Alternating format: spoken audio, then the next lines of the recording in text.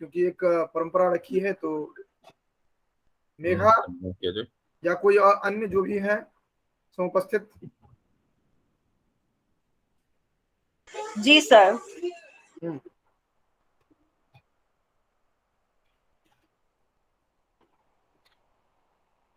कोई भी प्रारंभ करेंगे।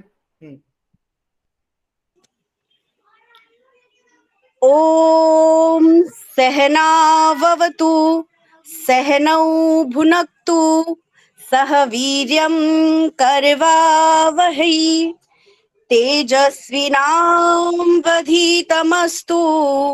मा विद्विषावहै। ओम शांति शांति शांति। नमो नमः सर। धन्यवाद। आप साक्षात सर से मैं निवेदन करूंगा जो कि कक्षा को प्रारंभ करें, कि जी जी जी। वैसे भी 5-7 मिनट हम लोग विलंब हो चुके हैं ये वाईफाई के कनेक्शन चक्कर में।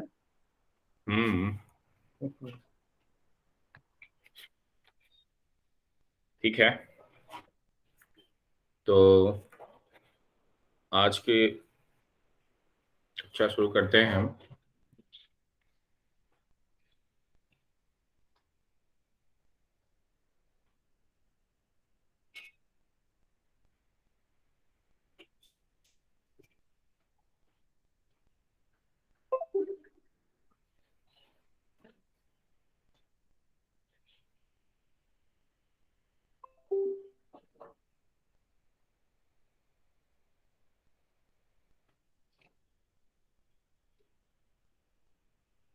स्क्रीन दिख रहा है बच्चों?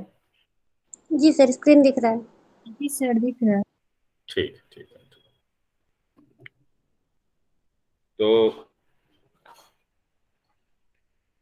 आज के लिए हमने कुल 4 अभिलेखों का चयन किया है आज की चर्चा के लिए, और उनमें से 2 का संबंध स्कंदगुप्त से है, और उसके बाद फिर हम प्रभावती गुप्ता के पूना ताम्रपत्र अभिलेख, और फिर मौखरी नरेश ईशान बर्मन के हरहा अभिलेख पर बात करेंगे।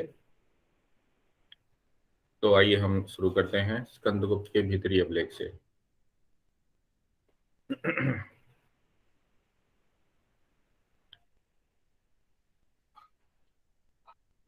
यह जो गुप्त शासकों की चर्चा हमारी इन दिनों से चली आ रही थी,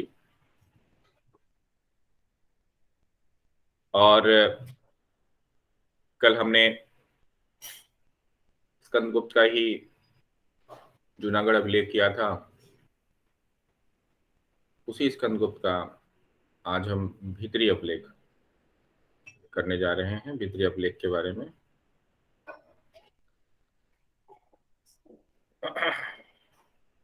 तो सबसे पहले हम यह अभिलेख कहाँ से प्राप्त हुआ उससे देख लें।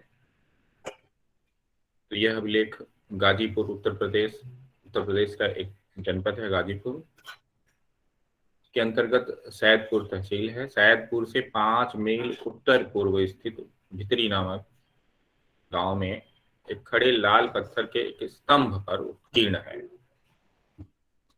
तो यह लाल पत्थर का एक स्तंभ है, उस पर उत्कीर्ण है। और इस अभिलेख में प्रत्येक अभिलेख की कुछ न कुछ एक मूल विषय वस्तु होती है, कोई निमित्त होता है, कोई प्रयोजन होता है, कोई अवसर विशेष होता है। तो वह भी हमें किसी भी अभिलेख को जब हम पर विचार करते हैं, उसे अपने हम संज्ञान में लाते हैं, तो यह देखना चाहिए कि यह अभिलेख विशेष किस प्रयोजन के लिए, किस निमित्त जो है यह उत्कीर्ण कराया गया। तो इस अभिलेख में स्कंदगुप्त द्वारा अपने पिता कुमारगुप्त प्रथम की कीर्ति और पुण्य के निमित्त मंदिर निर्माण कराकर विष्णु, चारिंगण, की प्रतिमा स्थापित करने और उसके निमित्त दान देने की विज्ञप्ति।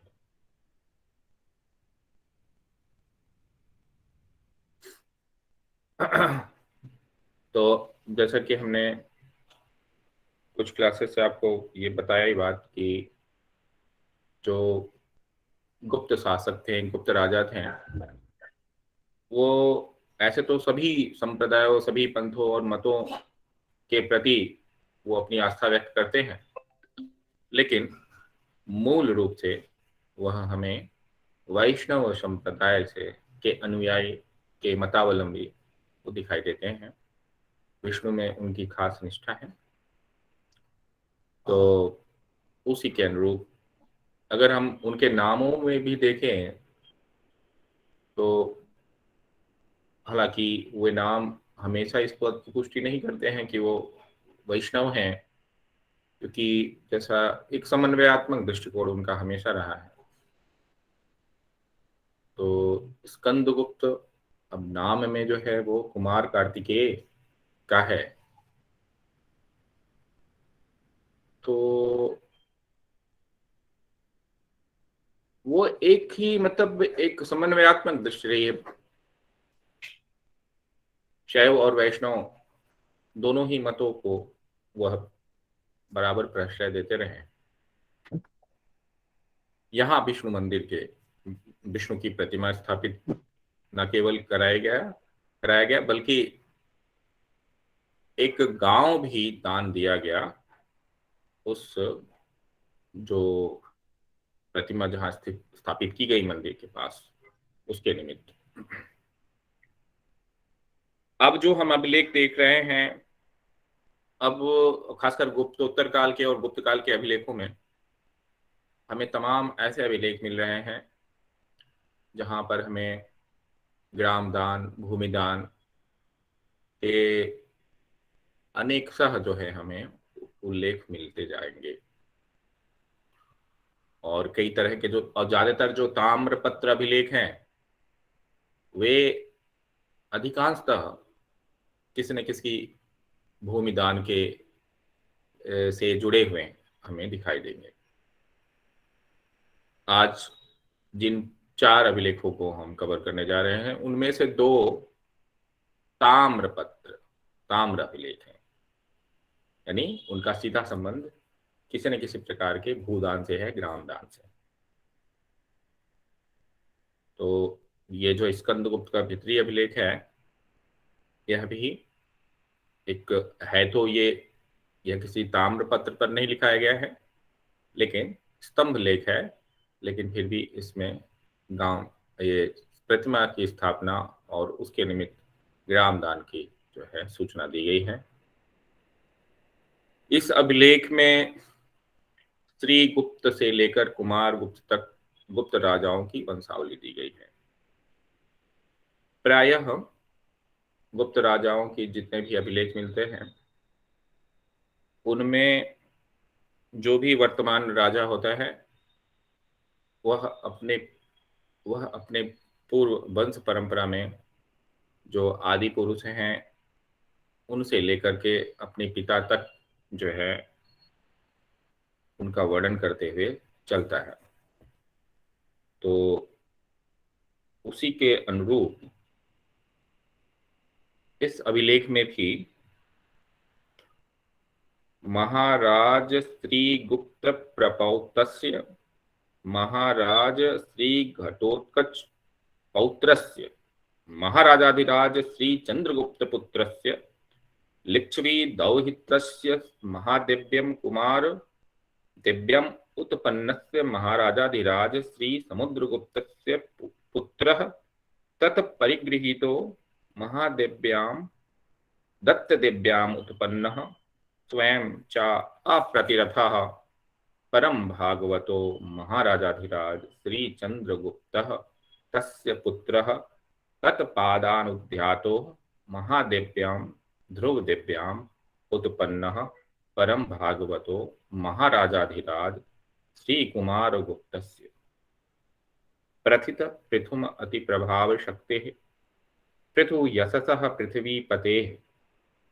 यह फिर कंटिन्यूटी में इस प्रकार जाता है।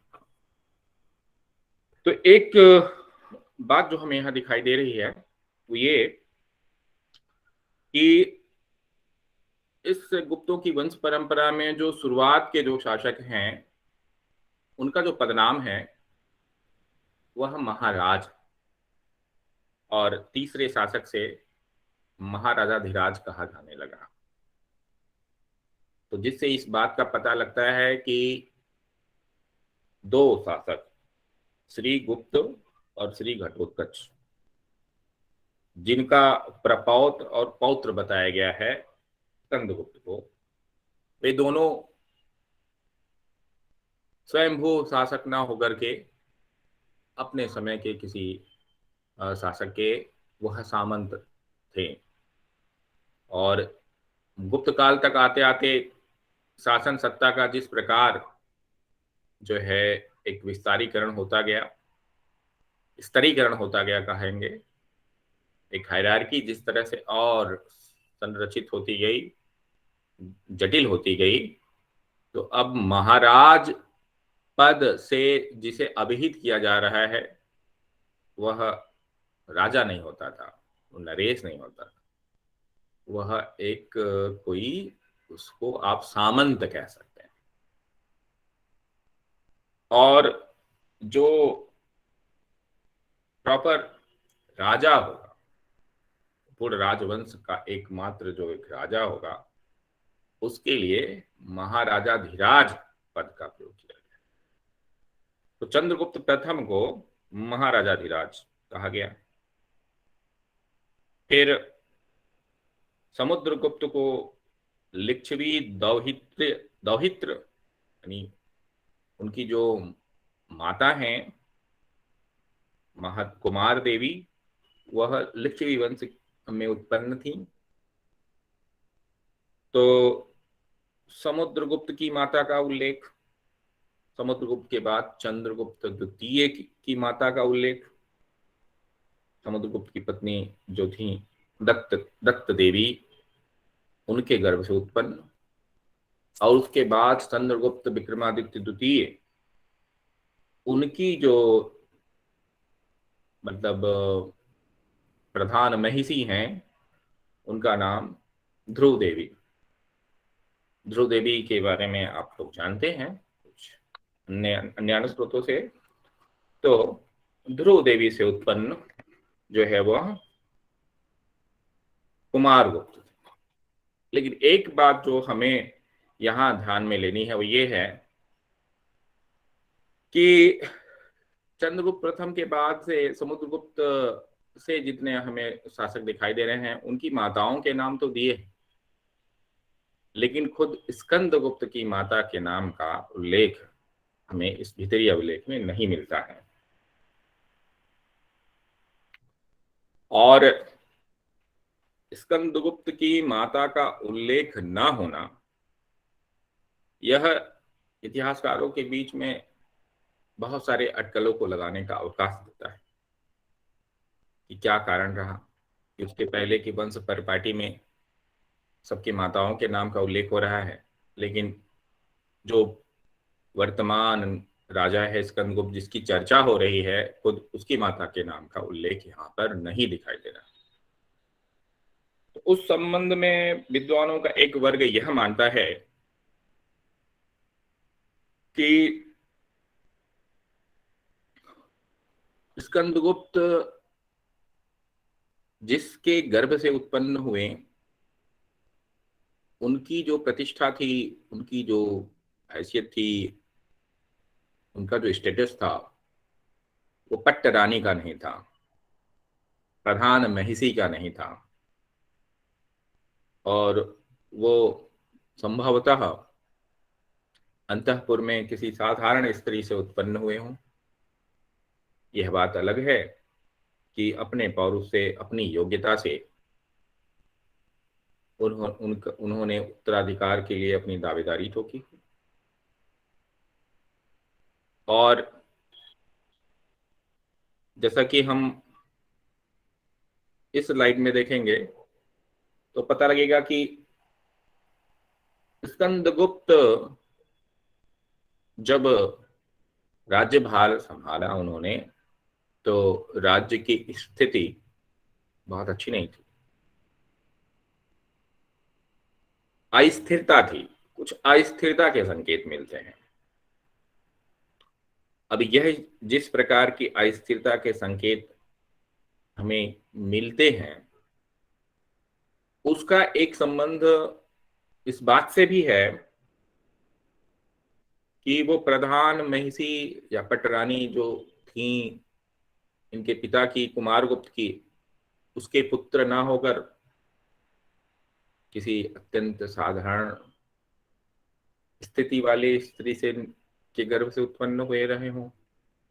और अगर ऐसी बात रही होगी, निसंदेह उत्तराधिकार के लिए उन्हें बड़े कड़े संघर्ष का सामना करना पड़ा रहा होगा। तो इस अभिलेख की कुछ पंक्तियां हैं जो इस बात की तस्दीक करती हैं कि उनके राज्यारोहण के समय राज्य की स्थिति बड़ी अस्थिर थी। विचलित कुल लक्ष्मी स्तंभनायो उद्दतेन, तो कुल लक्ष्मी जो है विचलित थी, उसको स्थिर करने के लिए यत्न किया उन्होंने। पितरि दिवम उपेते विलुप्ताम वंश लक्ष्मी भुजबल विजितार्य प्रतिष्ठाप्य भूयः चलितवंशम प्रतिष्ठाप्य। ऐसे ये सारे विवरण जो इस अभिलेख के हैं वो इसी तरफ इशारा करते हैं कि पिता की मृत्यु के पश्चात कुल लक्ष्मी विचलित हो गई थी, वंश की प्रतिष्ठा डामाडोल हो गई थी, और उस समय स्कंदगुप्त ने अपने भुजबल से शत्रुओं का दमन कर पुनः उसको प्रतिष्ठित किया। और यहाँ पर एक और तथ्य आता है, विचलित कुल लक्ष्मी स्तंभ नाय उद्दतेन क्षितितल शयनीय येन नीता त्रियामा। जब वो इस जद्दोजहद में थे, अस्थिरता बनी हुई थी, तो संघर्ष जो है इतना गंभीर था, ऐसी असामान्य स्थितियां थीं जिन स्थितियों में उन्हें 3 रातों तक उन्हें भूमि सैया का आश्रय लेना पड़ा। भूसैया पर उन्हें सोकर बितानी पड़ी 3 रातें। ऐसी कुछ असामान्य स्थितियां थी। क्षितितल शयनीय येन नीता त्रियामा। तो इसके अतिरिक्त जो और कुछ उल्लेखनीय सूचना हमें स्कंदगुप्त के बारे में इस भीतरी अभिलेख से मिलती है, उसमें एक और बहुत महत्वपूर्ण सूचना है, वो ये है कि स्कंदगुप्त का हूणों से इनका सामना हुआ था। युद्ध भूमि में हूणों से युद्ध हुआ, हूणों को इन्होंने पराजित भी किया, जिसका उल्लेख इन लाइनों में हमें दिखाई देता है। हूणैरेयस्य समागतस्य समरे दौर्भ्याम धरा कंपिता भीमा आवर्त करस्य। तो जिन हूणों के युद्ध में उतरने पर दौर्भ्याम धरा कंपिता, बाहुओं से यह धरती कांप उठती थी।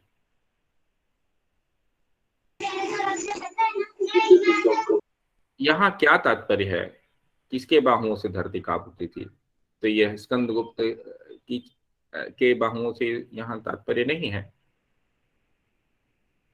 यहाँ है तात्पर्य कि जब हूण धराशायी होते थे, तो अपने जब हाथों का टेक लगा करके वो जब गिरते थे युद्ध में परास्त होकर, तो वह धरती कंपित हो उठती थी। यह जो है यहाँ उल्लेख किया गया है। एक और बात, जब ये अस्थिर दौर में थे और जब चीजों को उन्होंने संभाल लिया, तो अश्रुपूर्ण नयनों से उसी तरह अपनी माँ के पास गए जिस प्रकार कृष्ण देवकी के पास गए थे, यह उल्लेख भी यहाँ पर आया हुआ है। और फिर अंत में जो मैंने कहा कि अपने पिता के पुण्य बढ़ाने के लिए यह एक उल्लेखनीय तथ्य है कि आप देखेंगे जब भी कोई शासक कोई मंदिर बनवा रहा है, कोई प्रतिमा स्थापित करवा रहा है, कोई भी इस प्रकार का पुण्य का कार्य कर रहा है, तो वो ये कहता है कि मैं ऐसा जो है अपने यश और कीर्ति को बढ़ाने के लिए नहीं कर रहा हूं। कोई कहता है कि मैं अपने पिता के यश और कीर्ति में वृद्धि करने के लिए मैं ऐसा कर रहा हूं, अपने वंश के, अपने पिता की यश और कीर्ति को बढ़ाने के लिए। तो ये हमें ऐसा दिखाई देता है।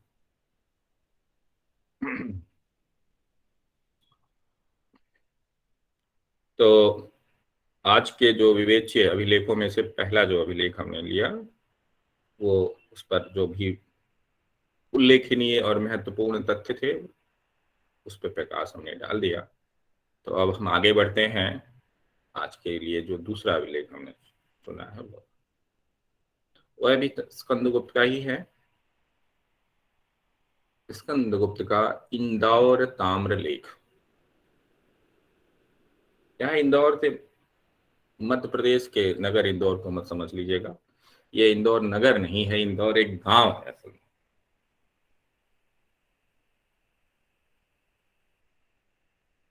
तो यह एक ताम्रलेख है।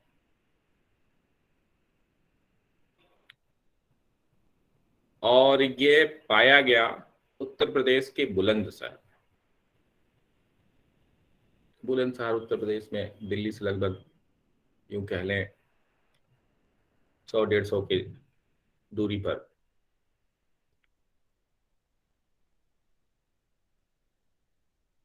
यह बुलंदशहर के ही अंतर्गत अनूप शहर तहसील पड़ता है। उसी अनूप शहर तहसील के अंदर इंदौर नाम के गांव से हमें यह ताम्रलेख प्राप्त हुआ था। और इस ताम्रलेख में सूर्य मंदिर में दीप प्रज्वलन के लिए स्थायी दान की प्रज्ञप्ति है। यह अभिलेख वस्तुतः एक स्थायी दान की प्रज्ञप्ति है। अब जरा हम अभी बताएंगे कि स्थायी दान से क्या तात्पर्य है। तो यह किसी सूर्य मंदिर में, सूर्य मंदिर का जो है उल्लेख हम जब कुमार गुप्त के समय के मंदसौर अभिलेख में देख रहे थे, वहां भी हुआ था। यहाँ भी हमें सूर्य मंदिर का अभिलेख मिल रहा है। और ये इसका संभवतः जो ओपनिंग लाइंस हैं, शुरुआती जो इसकी पंक्तियां हैं, उसमें भी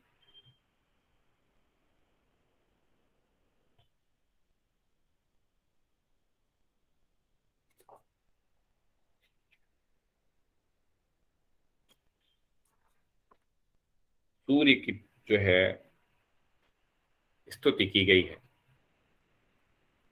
सूर्य स्तुति से प्रारंभ हुआ है अभिलेख। और इसमें जैसे मैंने कहा कि एक दीप जलाने के लिए दान दिया गया है। अब दीप जलाने के लिए किस चीज का दान दिया गया भाई, तो वो भी समझ लें। जैसा कि हमने आपको मंदसौर अभिलेख पढ़ाते समय बताया था, उस जमाने में हर एक व्यावसायिक समूहों की अपनी एक श्रेणी होती थी, उनका एक गिल्ड होता था। और यह व्यावसायिक समूह संगठनबद्ध होकर के बहुत सारे कार्य करते थे, आर्थिक, राजनैतिक, धार्मिक, शैक्षणिक, बहुत सारे कार्य करते थे। तो इसमें क्या हुआ था, कोई ब्राह्मण है जो एक सुनिश्चित राशि तैलिकों के एक व्यावसायिक समूह में, श्रेणी जिसको कहते हैं, वहां जमा करा देता है, एक तरह की फिक्स डिपॉजिट। इस फिक्स डिपॉजिट से, जैसे मैंने कहा कि वो बैंकिंग की तरह भी काम करते थे। कई बार क्या होता था, कोई धनाढ्य व्यक्ति है और जब वह किसी के पास कोई धन जमा कराता था, तो कई दफा ऐसा भी होता था कि उससे जो, उस धन को आप व्यापार में या कहीं दूसरी चीज के लिए लगाइए और उस पर जो ब्याज बनता है, उस ब्याज का व्यय जो है, चाहे आप कह लें कोई बौद्ध विहार है, उसके जो वार्षिक खर्चे हैं, उस ब्याज से उसका निर्वहन किया जाए, ऐसा भी किया गया।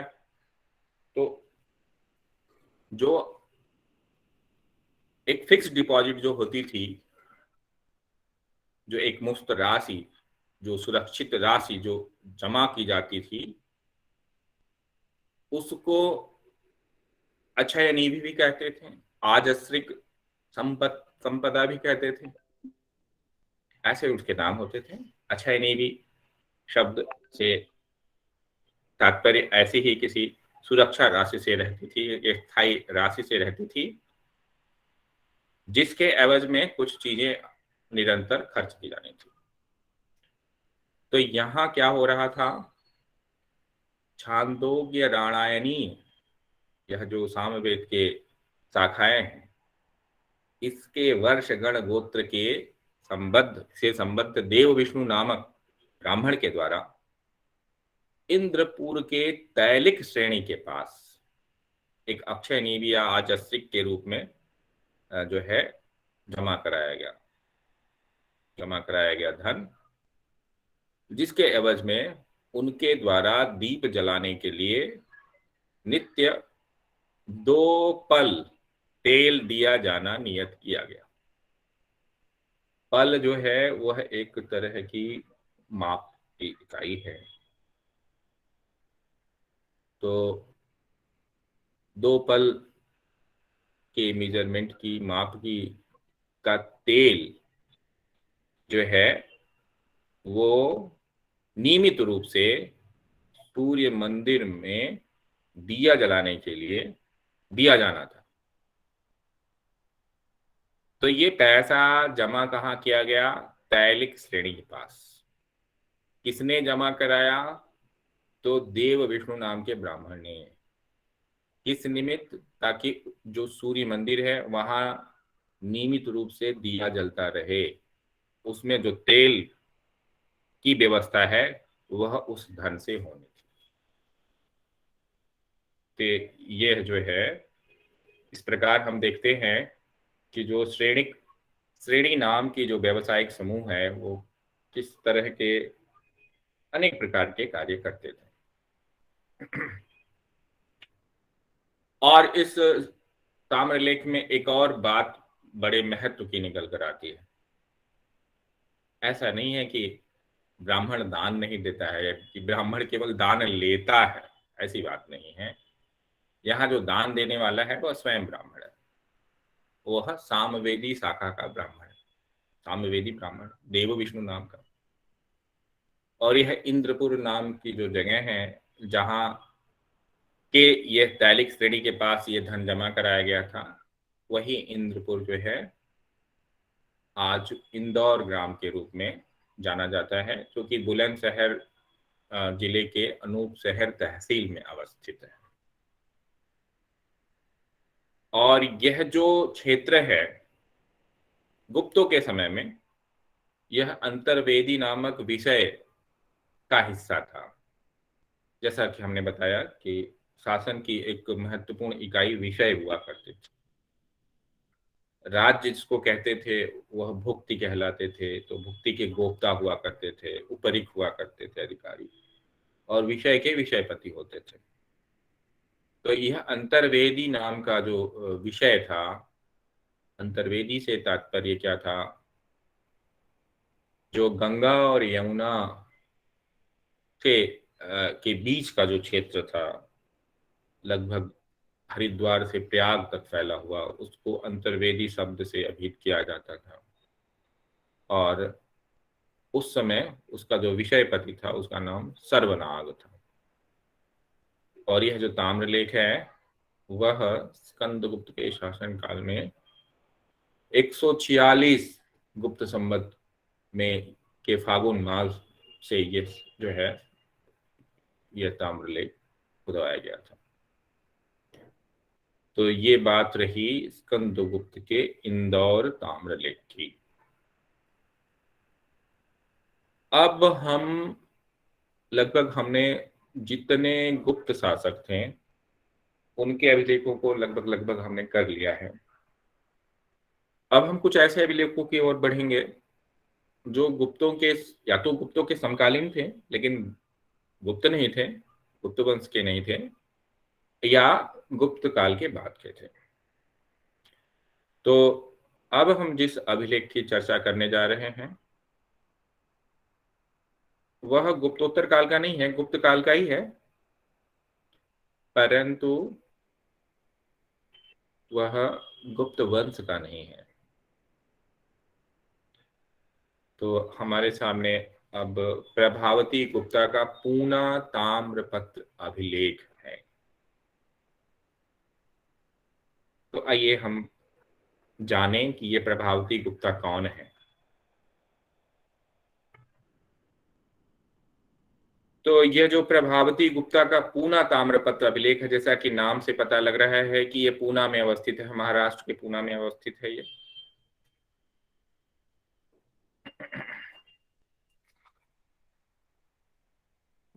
दक्षिण भारत में प्रभावती गुप्ता कहाँ है, तो पूना से ये जो है जारी करती हैं।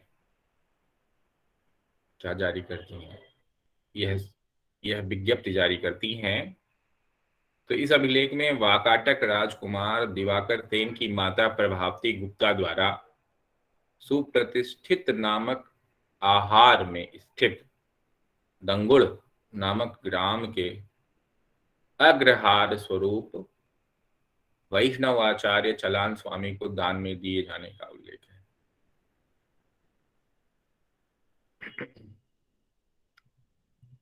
अब थोड़ा सा यह समझ लें कि अग्रहार क्या होता है। अग्रहार के भी कॉन्सेप्ट को आपको समझना होगा। तो अग्रहार का जो पूरी संकल्पना है वो हमें अधिकतर दक्षिण भारत में दिखाई देती है। तो दक्षिण भारत में खासकर जो वेद की शिक्षा देने वाले ब्राह्मण आचार्य होते थे, उनके भरण पोषण के लिए, क्योंकि उनके अकेले का भरण पोषण नहीं होता था, वो पूरा एक विद्यालय चला रहे होते हैं, गुरुकुल चला रहे होते हैं, और वो वेद और अन्य शास्त्रों के अध्ययन अध्यापन में रत निरंतर लगे रहते हैं। तो एक उनके लिए संसाधन उपलब्ध कराने के लिए किसी शासक वर्ग के द्वारा या किसी धनाढ्य समाज का जो वर्ग है उसके द्वारा जब पूरा का पूरा गांव दान में दे दिया जाता था, ताकि वह निर्विघ्न रूप से विद्यादान का कार्य वह जो ब्राह्मण आचार्य है वह सुचारू रूप से करता रह सके, उसके लिए इस तरह के जो गांव दान में दिए जाते थे ब्राह्मण आचार्यों को, वे अग्रहार कहलाते थे। और इसका प्रचलन हमें अधिकांशतः दक्षिण भारत में दिखाई देता है। तो महाराष्ट्र में अवस्थित यह ताम्रपत्र हमें अभिलेख मिलता है। अब थोड़ी चर्चावत का इसमें वाकाटक का जिक्र आया हुआ है, तो वाकाटकों के बारे में भी कुछ आपसे बात बता दूं मैं कि गुप्तों के काल में दक्षिण भारत में वाकाटक एक प्रमुख राजनीतिक शक्ति थे और वो ताकतवर थे, लेकिन हाँ, गुप्त शासकों की अधीनता को स्वीकार करते थे और उनके साथ वैवाहिक संबंध जो है स्थापित हुए गुप्तों के। जैसे उत्तरापथ के जो नाग वंश में, और फिर और बिहार नेपाल के साइड में जो लिच्छवी थे, ये सब भी शक्तिशाली थे। इनके साथ गुप्तों ने जिस प्रकार से वैवाहिक संबंध स्थापित किया नागवंश में और लिच्छवी वंश में, उसी प्रकार से दक्षिणापथ में जो महत्वपूर्ण शक्तियां थी वाकाटकों की, उसके साथ भी गुप्तों ने वैवाहिक संबंध स्थापित किए। और चंद्रगुप्त द्वितीय की पुत्री थी प्रभावती गुप्ता। तो अगर पूछा जाए प्रभावती गुप्ता कौन थी, प्रभावती गुप्ता चंद्रगुप्त द्वितीय की पुत्री थी। और इनका विवाह किसके साथ हुआ, तो इसमें जो तीसरा पॉइंट है, प्रभावती गुप्ता चंद्रगुप्त द्वितीय की पुत्री और वाकाटक नरेश रुद्रसेन द्वितीय की रानी थी। और जब यह ताम्रपत्र उत्कीर्ण कराया गया तब तक रुद्रसेन द्वितीय की अकाल मृत्यु हो चुकी थी और जो उनका पुत्र दिवाकर सेन जो था, जो कि अभी बड़ा नहीं हुआ, छोटा था, तो उसकी रेजेंसी में जब शासन सूत्र स्वयं प्रभावती गुप्ता ने संभाला था, तो उस समय का यह ताम्रपत्र अभिलेख है।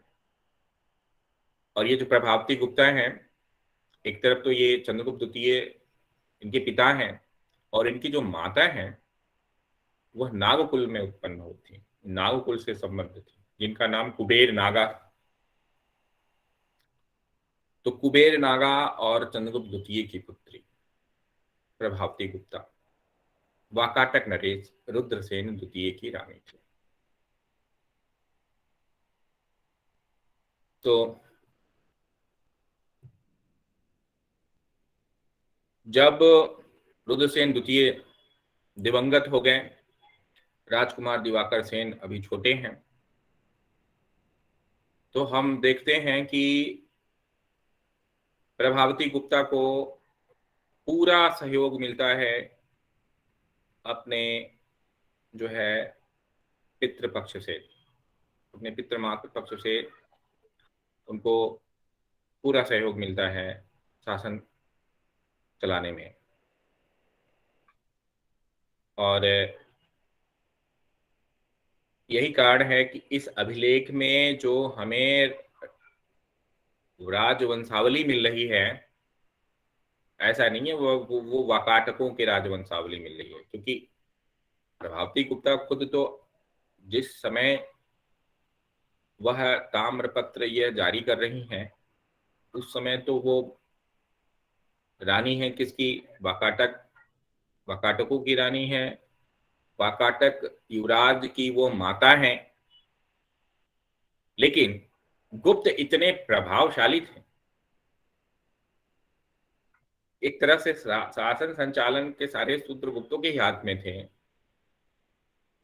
इस बात का पता इससे भी चलता है कि इस अभिलेख में जिस राजवंशावली का वर्णन है वह वाकाटकों की राजवंशावली नहीं, वो गुप्तों की राजवंशावली।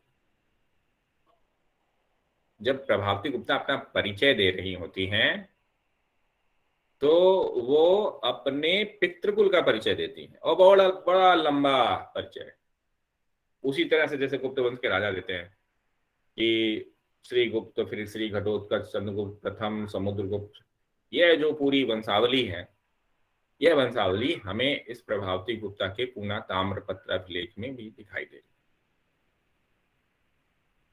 जबकि कायदे से क्या होना चाहिए था कि यह अपने पति, जो दिवंगत इनके पति हैं या जो उनका पुत्र है, उसकी वंशावली का वहां जिक्र करती, लेकिन वह अपने पितृपक्ष के वंशावली का जिक्र करते हैं। तो यह इससे यह जाहिर होता है कि शासन सत्ता एक तरह से वो तो प्रभावती गुप्ता कहने के लिए शासन संचालन कर रही थी, पूरा प्रभाव जो है गुप्तों का ही था उस समय वहां पर। तो सुप्रतिष्ठित नाम का आहार था। आहार भी वैसे ही शासन क्षेत्र की एक इकाई है जो दक्षिण भारत में प्रचलित होते थे। ऐसे उसमें दंगुड़ नाम का एक गांव है और उस गांव को एक वैष्णव आचार्य हैं जिनका नाम है, यहाँ पर मिल रहा है हमें, चलान स्वामी, उनको दान में दिया गया। अब इस अभिलेख में एक और बात कही गई है। एक तो आप जब दान दे रहे हैं तो पहले तो आप लिटरली घोषित कर दिया कि भाई फला व्यक्ति को दान दिया जाएगा, दिया जा रहा है, ये की एक आधिकारिक घोषणा हो गई। लेकिन दान दिए जाने की जो प्रक्रिया है वो अनुष्ठानिक है अपने स्वरूप में, अनुष्ठान पूर्वक दान दिया जाना है। तो वो अनुष्ठान क्या है? तो हाथ में जल लेकर के दान दिया जाना। बकायदा इस अभिलेख में इस बात का जिक्र है कि पहले तो कहकर दान में दिया, फिर बाद में हाथ में जल लेकर के वैष्णव आचार्य चलान स्वामी को यह दंगुड़ नाम का गांव दान में दिया गया। अब दूसरी बात, यह जो दान दिया गया इसमें केवल गांव ही नहीं है, गांव के साथ और भी सारी चीजें। एक तरह से कह लें कि पूरे गांव का, उस ब्राह्मण को पूरे गांव की हर एक चीज का जो है मिल्कियत, उसका मालिकाना हक मिल जाता है उस पर। गांव, उसके साथ जो अग्रहार जिसको कहा रहा है मूल रूप से, तो वो तालाब, वाटिकाएं, सैनिक और छत्र, घोड़ों के लिए घास, भोजन पकाने के लिए कोयला, कोमल भोज्य पदार्थ, किन्न क्रेणी जिसे कहा, यज्ञ के लिए पशु, पशुमेध्य, पृथ्वी के अंदर प्राप्त होने वाली संपत्ति, जैसे जो कह लें कि जो खनिज पदार्थ हैं, वो निधि शब्द से जैसे यहाँ कहा गया है। फिर पृथ्वी तल पर प्राप्त होने वाली सारी सामग्रियां। इसके अलावा जो कृप्त और उपकृप्त नाम के निश्चित और अनिश्चित कर हैं, वो सारे इसके साथ एसोसिएटेड हैं, जुड़े हुए हैं इस गांव के दान के साथ साथ। तो इससे पता लगता है कि एक तरह से उस गांव का पूरा शासन उस ब्राह्मण, जो जो वह ब्राह्मण आचार्य है, जो भी वह जिसे वह दान में मिला हुआ है, सब कुछ उसके हाथ में आ जाता है। वहां से प्राप्त होने वाला राजस्व, वहां के जितने संसाधन हैं, खनिज संसाधन हो चाहे और तरह के संसाधन हो, सब कुछ पर जो है उसका स्वामित्व हो जाता है।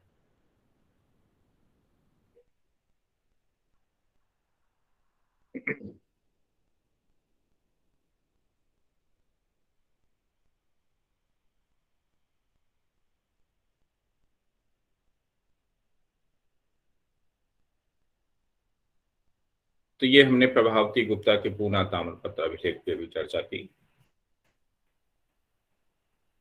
हाँ, उसी क्रम में एक और बात मैं आपसे बता दूं कि जब हम मेहरौली लौह स्तंभ पढ़ रहे थे तो वहां एक लाइन आ रही थी कि दक्षिण का समुद्र उसकी कीर्ति से आज भी सुवासित है।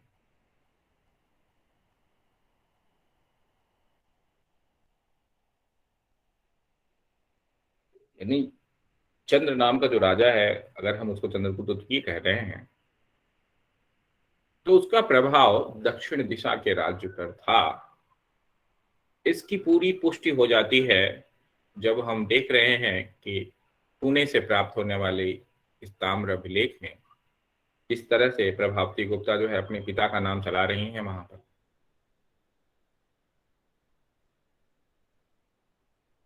तो जाहिर सी बात है, यह क्षेत्र जो है, इस क्षेत्र पर चंद्रगुप्त द्वितीय का पूरा प्रभाव था। तो उससे मेहरौली के लौह स्तंभ की यह बात पुष्ट होती है कि दक्षिण सागर जो है, दक्षिण का जो समुद्र है, उसके शौर्य, उसकी कीर्ति से सुवासित है।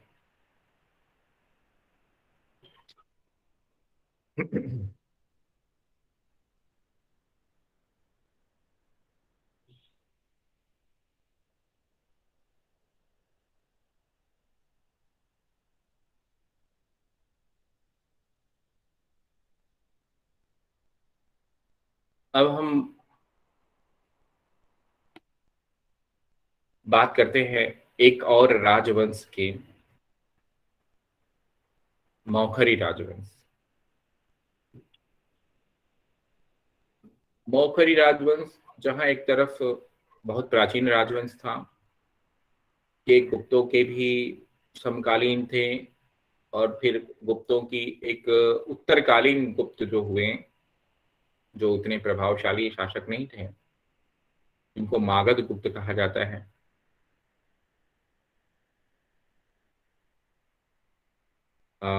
जिसका अब इसके बाद जिसके अभिलेख की हम चर्चा करेंगे, आदित्य सेन के अपसड़ अभिलेख में जिसका उल्लेख मिलता है मागध गुप्तों की, उत्तरकालीन गुप्तों की, उनके भी ये समकालीन थे, हर्षवर्धन के समकालीन थे। तो मौखरियों का जो इतिहास है वो बहुत प्राचीन है,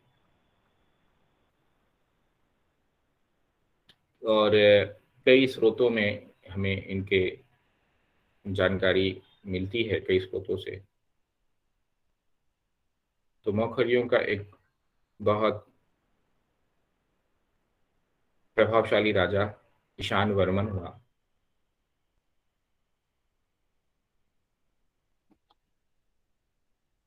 तो यह ईशान वर्मन का हरहा अभिलेख, जिसकी अब हम बात करने जा रहे हैं, यह उत्तर प्रदेश के बाराबंकी जिले के हरहा नामक गांव से मिला हुआ है।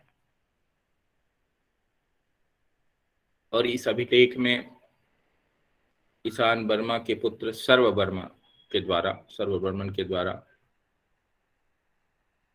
क्षेमेश्वर शिव के जो रूप है वहां पर, जिस मंदिर में वो क्षेमेश्वर शिव कहलाए हैं, उनके टूटे हुए मंदिर के पुनर्निर्माण जो है ईशान वर्मा के पुत्र सर्ववर्मन के द्वारा कराया गया। तो जिसका यहाँ पर जिक्र किया गया है। और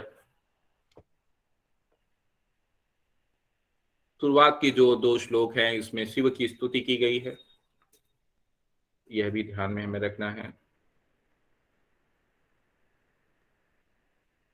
मौखरियों, इस अभिलेख में फिर आगे बताया गया है कि ये जो मौखरी हैं, दरअसल जब हम सावित्री और सत्यवान की कथा सुनते हैं तो उनके जो पिता अश्वपति हैं, इन मौखरियों को उनका वंशज बताया गया। और फिर आगे बताया गया है कि इस अश्वपति से के 100 पुत्र हुए, उनसे वंश आगे परंपरा बढ़ी, और जो मौखरी हैं वो उनको अश्वपति का वंशज बताते हैं। फिर मौखरी शासकों के वंशानुक्रम में हरिवर्मा, आदित्य वर्मा, ईश्वर वर्मा, फिर ईशान वर्मा और उसके पुत्र सर्ववर्मा का पर उल्लेख हमें मिलता है।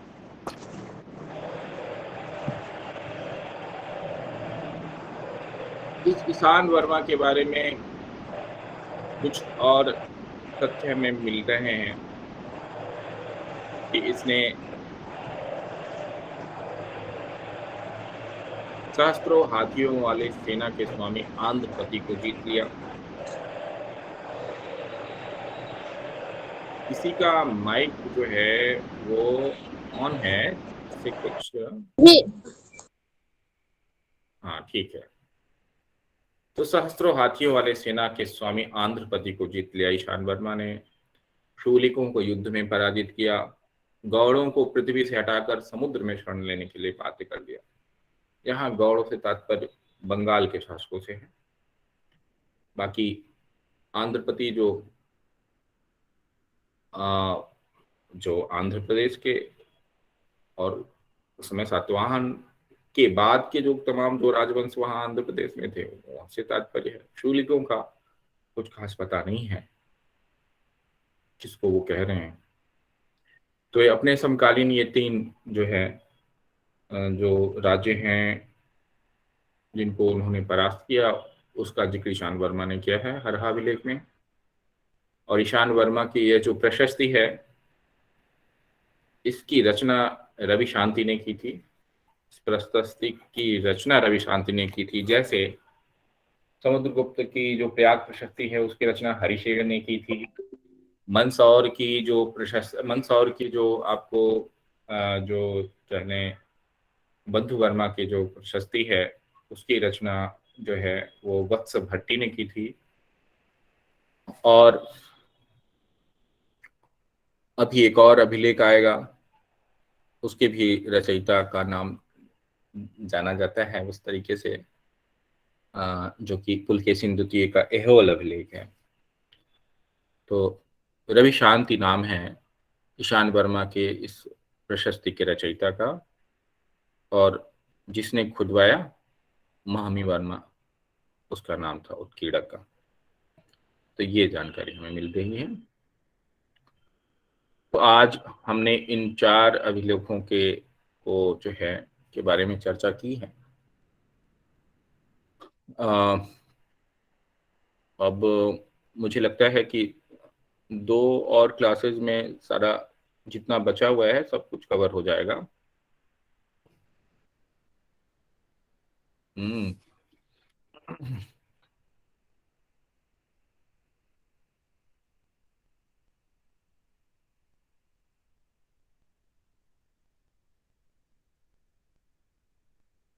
हाँ, तो अब आप जो है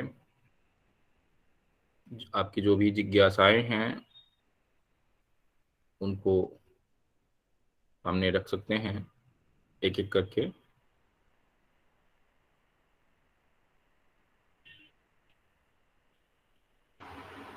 अब आप अपने प्रश्नों को रख सकते हैं, जो भी जिज्ञासा है आपकी। अभी आपका ही समय है। अगर कोई प्रश्न है, कुछ मन में दुविधा है, कुछ पूछना चाह रहे हैं, कोई जिज्ञासा है, वो आप उपस्थापित कर सकते हैं।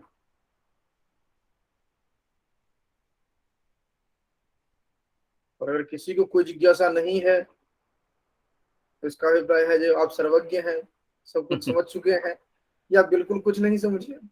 2 में से एक ही होगा, क्योंकि मध्यवर्ती जो होंगे उनको तो जिज्ञासाएं होंगी ही होंगी।